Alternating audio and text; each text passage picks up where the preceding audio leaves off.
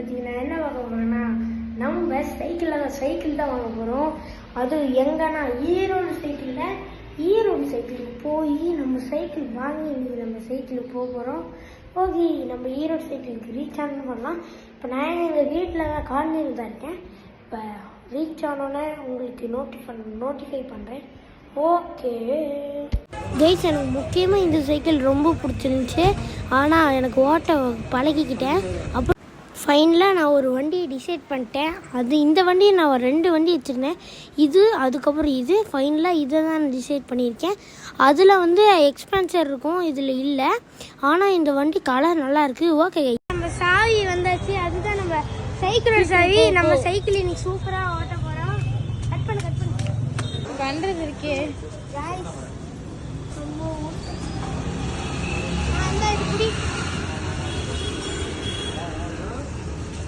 எனக்கு